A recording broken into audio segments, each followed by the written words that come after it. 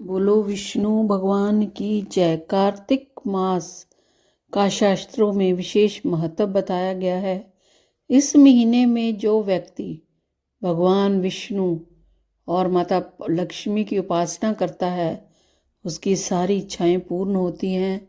साथ ही कार्तिक मास में कार्तिक महात्म्य व्रत का पाठ करना जरूरी है। यहाँ पढ़ें श्री कार्तिक महात्म्य की कथा का 13वां अध्याय। राजा पृथु बोले, हाथ जोड़कर देव ऋषि नारद से कहा, हे महाराज, आप भगवान की पूजा महत्व सुनने की कृपा कीजिए। तब नारद जी बोले, हे राजा पृथु, जो मन विनोद में कल भजन करता है उसका परम पद प्राप्त होता है। जो श्रद्धा युक्त होकर भजन करता है उसके महात्म्य का वर्णन नहीं किया जा सकता। इस संबंध में मैं एक अति प्राचीन इतिहास सुनाता हूँ, ध्यान पूर्वक सुनो। नारद जी ने कहा, कलिंद पर्वत पर दीर्घपुर नामक नगर में सुबाहु नाम का एक अत्यंत धर्मात्मा राजा राज्य करता था। वह प्रजा का पुत्र के समान पालन करता था। उसके धूम्रकेश नाम का एक पुत्र था जो अत्यंत दुराचारी, पर स्त्रीगामी, चोर तथा जुआरी था। पुत्र के दुराचरणों को देखकर राजा सुबाहु ने उसे अनेक बार ताड़नाएं दी, परंतु वह किसी प्रकार नहीं माना। एक दिन खेलते हुए उसकी गेंद छोटी रानी के महल में जा गिरी।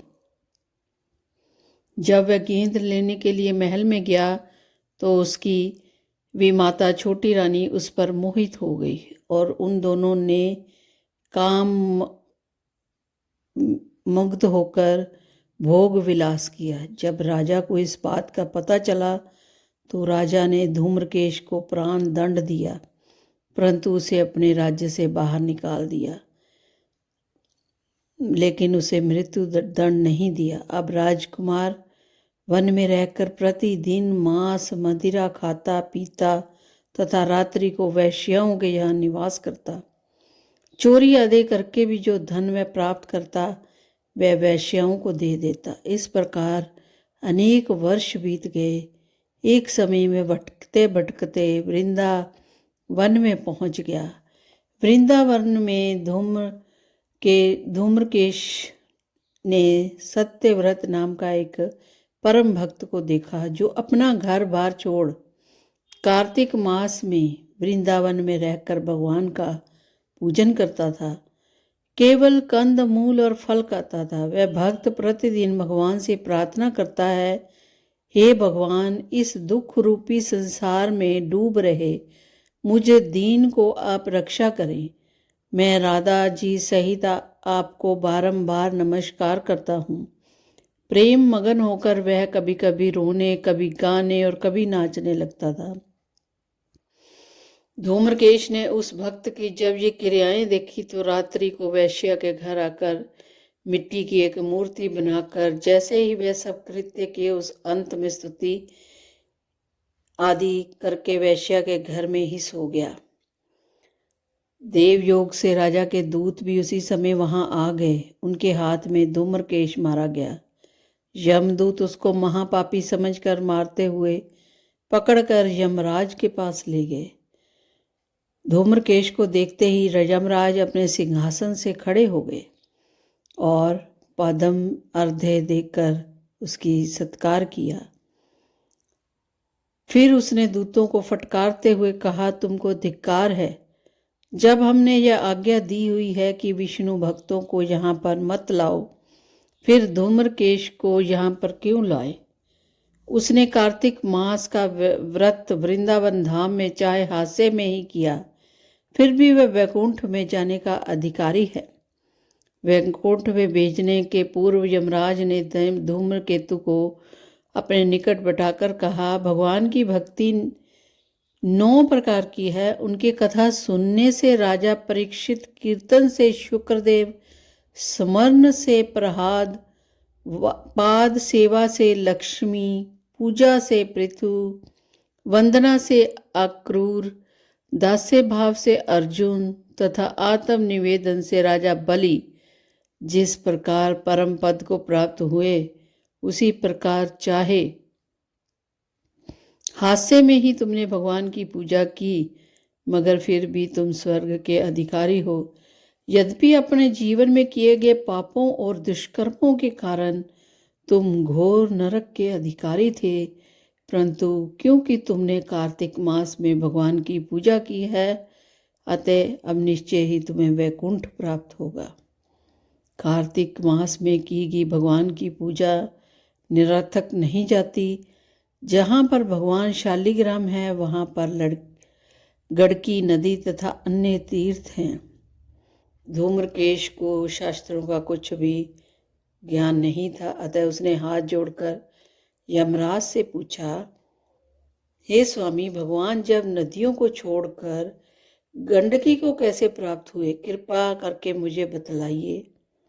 यमराज ने कहा, किसी समय वेदशिरा नामक ऋषि सब लोगों के हित की कामना के लिए मंजघोष नाम की अप्सरा को भेजा। मंजघोष उस रमणीक स्थान में क्रीड़ा करती हुई अपने रूप और यौवन का प्रदर्शन करके हाव भाव दिखाने लगी, और फिर उस स्थिति में उसने मुनि के चरणों का स्पर्श किया तो उनके रोमांच खड़े हो गए।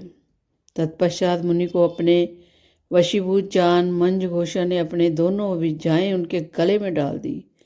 तब क्रोधित होकर मुनि ने श्राप दिया कि तुम मुझे इस संसार सागर में डालने को उद्यत हुई हो, इसलिए नदी बन जाओ। न मुनि का श्राप सुन मंजघोषा रोने लगी और बिलखने लगी। उसने प्रार्थना करते हुए मुनि से कहा, हे मुने, मैं श्राप के योग्य नहीं हूँ, आप मुझे क्षमा कर दें। उसकी प्रार्थना से द्रवित होकर मुनि ने कहा कि जिस समय भगवान विष्णु वृंदा के श्राप वश शिलारूप होकर तुम में स्थिति होगी, गंडकी में स्थिति होगी, तब तुम भगवान को धारण करने वाली होगी। इस प्रकार मेरे द्वारा दिया गया यह श्राप तुम्हारे लिए वरदान से भी अधिक श्रेष्ठ होगा। अंत में यमराज ने कहा, हे राजकुमार, अब तुम विष्णु लोक को जाओ। तुम धूम्रकेश सुंदर विमान में बैठकर वैकुंठ लोक को चला गया। उसने वहाँ हरि चरणों के स्थान मिला। यह सब धूम्रकेश द्वारा कार्तिक मास में मात्र एक दिन पूजा करने का परिणाम था। यह कहकर नारद जी ने अपनी वाणी को विराम दे दिया। बोलो विष्णु भगवान की जय। पवित्र कार्तिक मास का महात्म्य कथा के अनुसार, कार्तिक कथा को सुनो सभी सहज मन लाए। 13वां अध्याय लिखूं मैं, श्री प्रभु के शरण में आए। दोनों ओर से गधाओं, बाणों और शूलों आदि का भीषण प्रहार हुआ। तब दैत्यों के तीक्ष्ण प्रहारों से व्याकुल देवता इधर उधर भागने लगे।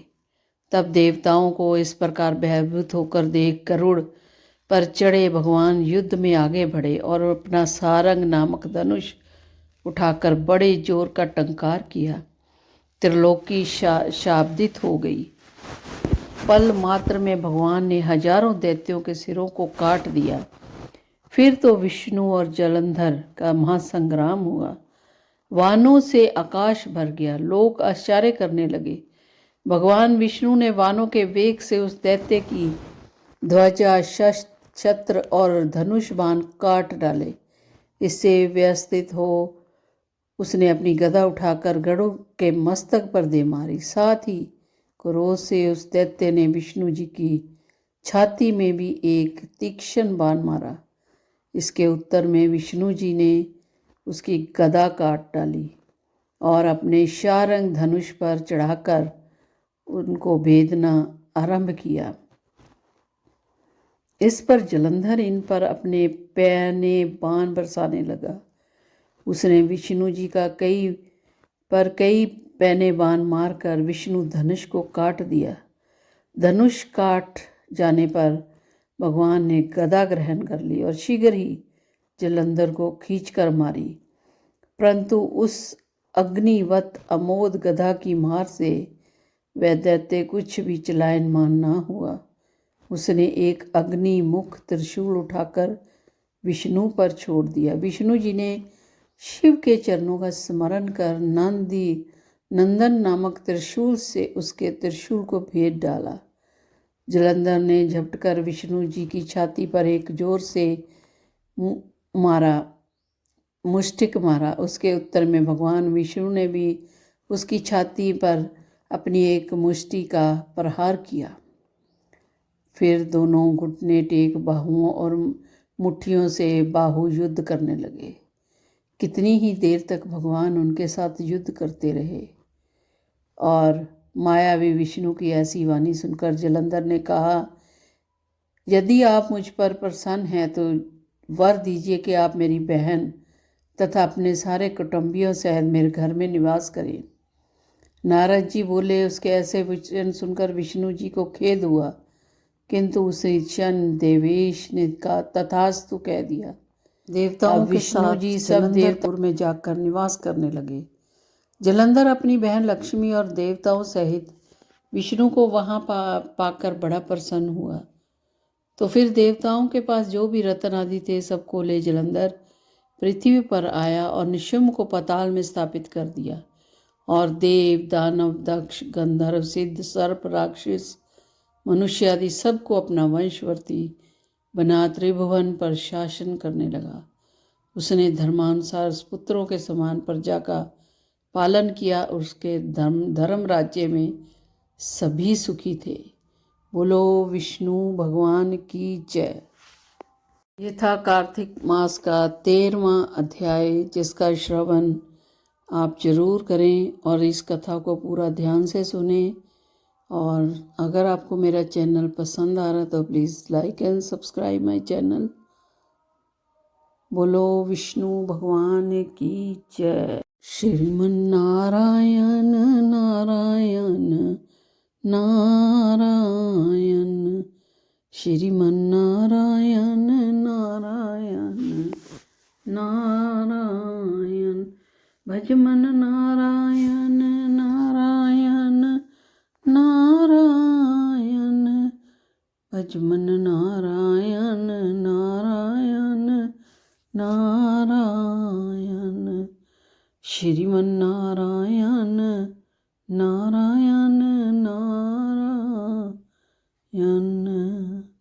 श्रीमन नारायण नारायण नारायण, भजमन नारायण नारायण नारायण, भजमन नारायण नारायण नारायण,